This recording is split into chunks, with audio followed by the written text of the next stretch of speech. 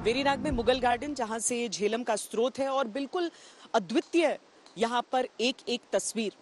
एक और मुगल गार्डन का जो पूरा स्ट्रक्चर है और दूसरी ओर आपको ये शिव मंदिर दिखाई देगा। कपाट बंद है। कहते हैं शिवरात्रि के दिन यहाँ पर बहुत ही भव्य आयोजन किया जाता है।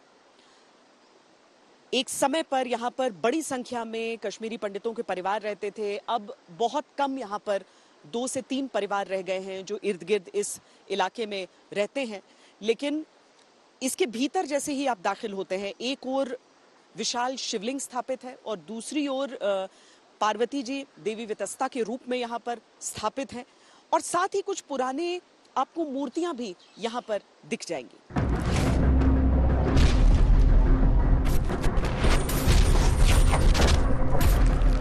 हम बेहद उत्सुक थे उस जगह को देखने समझने के लिए जिस जगह को ओम की उत्पत्ति से जोड़ा जाता है। यूं तो ध्वनि के रूप में यह ब्रह्मांड की आवाज है। ऋग्वेद के अनुसार ओम अपरिमित यानी असीम, रूप रहित यानी बिना किसी रूप और आकार के, और सर्वव्यापी यानी हर जगह है। पर अनंतनाग के ओमो गांव का इस सोच से संबंध समझने के लिए हम उस ओर निकले। झेलम के मुख्य स्रोत से मुश्किल से 2 किलोमीटर की दूरी पर था गांव ओमो।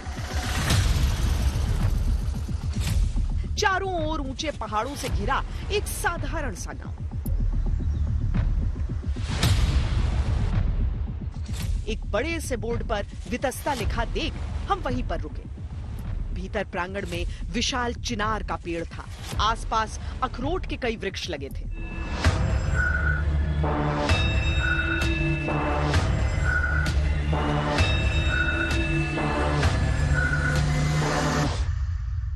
वेरीनाग में हम जिस गांव में इस समय मौजूद हैं, इसका नाम है ओमो। पहाड़ों की गोद में बसा हुआ ये शांत सा गांव ओमो कहलाता है, जिसका अर्थ आप सीधे तौर पर देखिए तो कुछ बनता नहीं। लेकिन यहाँ पर बताया जाता है कि एक समय था जब इस गांव का नाम था ओम।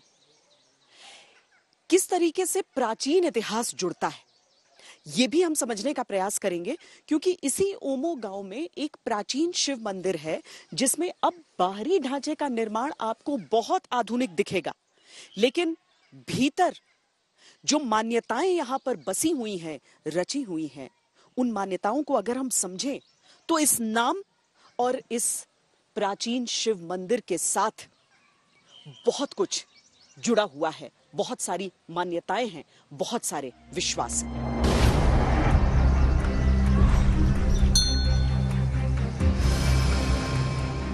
मंदिर में ताला लगा था, लिहाजा हमने आसपास लोगों से पता किया। पड़ोस में रहने वाले एक व्यक्ति ने आकर ताला खोला। देखभाल आप ही करते हैं? हाँ, हमें देखभाल हम ही करते हैं इसका। यहाँ कितने परिवार बचे हैं, पंडित परिवार? इधर टोटल 2 घर है अभी। 2 घर है। 2 घर है। तो रोज पूजा करते हैं? रोज पूजा कर रहे हैं, वो सवेरे सवेरे आते हैं। अच्छा, कितने गांव में बहुत परिवार रहते हैं? बाकी सारे यहाँ के मुस्लिम्स हैं? बाकी सब मुस्लिम हैं, सब मुस्लिम। हाँ, सब मुस्लिम। लेकिन उसके बीच 2 साल पहले ये बता रहे हैं आप बना, बाहर वाला 2 साल हो गया बना, वो नया बनाया उन्होंने। अच्छा, बाकी भी अंदर पेंटिंग वगैरह बाद में? पेंटिंग भी हुआ पर साल में किया था। अच्छा, वैसे वो पुराना जैसा पत्थर जैसा था? हाँ, वो पुराना था। वो जब यहाँ से हालात खराब हो गई थी, इसको यहाँ पर निकाल दिया गया था और वहाँ पर हमने इसको रख दिया था छुपा के। अच्छा। फिर वहाँ से आर्मी वालों ने निकाला लिया इस्लामाबाद में। वहाँ उसने उसको साहब को, जो साहब था आर्मी वाला, उसको पलटा दिया बेड से। फिर उसने 3 दिन के बाद फिर लाया गाड़ी में, फिर रख दिया यहाँ। अच्छा। फिर इसको यहाँ रख दिया।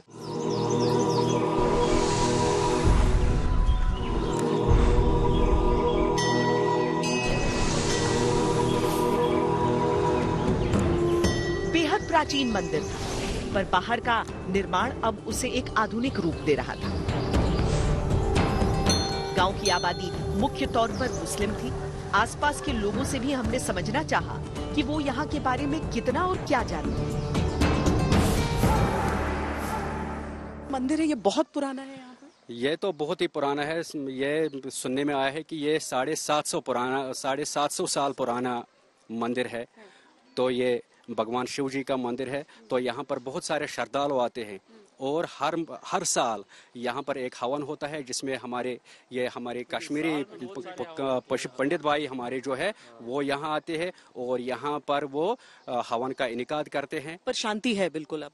बिल्कुल प्रोग्रेसिवली अगर हम देखेंगे over the period of time अब हालात चेंज हो चुके हैं। ठीक है, तो ये खुद ब खुद दर्शाता है कि जैसे हम पिछले 2-4 साल से आ गए, ये मंदिर रिनोवेट हो गया। जब मैं यहाँ आया था 4 साल पहले तो सिटी बिल्कुल डिफरेंट थी। अब हमें ये सब कुछ दिख रहा है कि फ्लो भी अच्छा खासा रिलीजियस टूरिज्म जो है वो बढ़ रहा है। अब एक विशाल परिसर आप देख रहे हैं, लेकिन ये जो बाहरी ढांचे का निर्माण है ये 2 साल पहले ही करवाया गया है। जो मूल ढांचा है, जो मूल मंदिर है, वो केवल ये भीतर का जो आप हिस्सा देख रहे हैं और यहाँ पर प्रतिष्ठित नंदी जी बहुत प्राचीन बताया जाता है। और मान्यता ये रही है कि अमरनाथ यात्रा जाने से पहले लोगों को यहाँ ओम गांव या ओमो गांव जो कहें आप, यहाँ पर आकर इस प्राचीन शिव मंदिर में दर्शन आवश्यक है। अब हम परिक्रमा लेते हुए आपको इस पूरी मंदिर के बारे में भी बताते हैं कि किस तरीके से भीतर शिवजी की पूजा जो होती है, शिवलिंग जो स्थापित है। हम ये भी प्रयास करेंगे कि हम उन लोगों से बातचीत करें जो एक समय पर यहाँ रहा करते थे, क्योंकि यहाँ पर अब कोई ऐसी आबादी नहीं मिल रही है हमें जो अभी भी मंदिर में आके पूजा अर्चना करती हो। लेकिन यहाँ पर आप देवी स्वरूप मूर्ति को प्रतिष्ठित देखेंगे। आप दूसरी तरफ से जब शिवलिंग के दर्शन करते हैं तो वहां से दर्शन करते हुए आपके समक्ष शिवजी की ही मूर्ति यानी महादेव की मूर्ति और सामने आप शिवलिंग के दर्शन कर सकते हैं।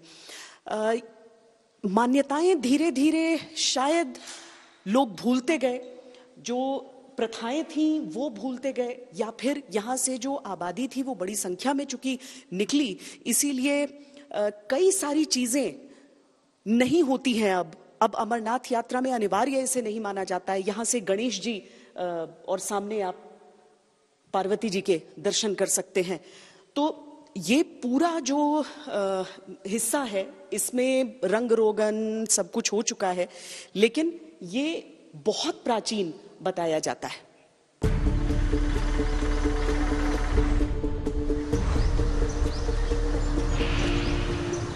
हमें ये पता चला कि वेरीनाग में जो कश्मीरी पंडित परिवार थे उनमें से अधिकांश अब जम्मू के क्षेत्र में रहते हैं। यानी वितस्ता से जुड़ी मान्यताएं हो या ओमो गांव का इतिहास, ये सब पूर्ण रूप से समझने के लिए उनसे बातचीत करना जरूरी था।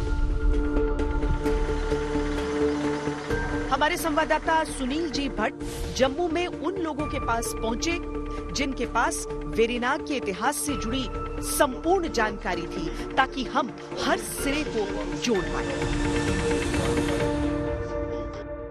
जब डोगरा रोल शुरू हुआ तो गुलाब सिंह के टाइम पे ही एक शिवलिंगम को लाया गया। वो काफी बाहर से कहा जा रहा है, कुछ लोग तो इसको कह रहे हैं कि ये जी केरला से आ रहा था।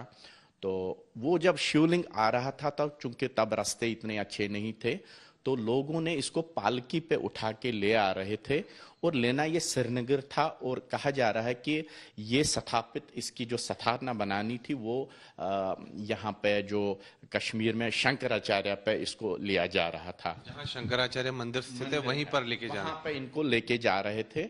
और ये जब आप देखेंगे जवाहर टनल को क्रॉस करते ही उसके रास्ते से जो वो नीचे जा रहे थे पालकी में लेके शिवलिंगम को, और इस शिवलिंगम को चलते चलते जब ये वेरीनाग के इस उम्मू इलाके में, जिसको आप उम्मू के नाम से लोग जानते हैं, जहां पे उन्होंने थोड़ा रेस्ट किया, शिवलिंगम को नीचे रखा और थोड़ा रेस्ट करने लगे जो लोग इसको पालकी में लेके जा रहे थे।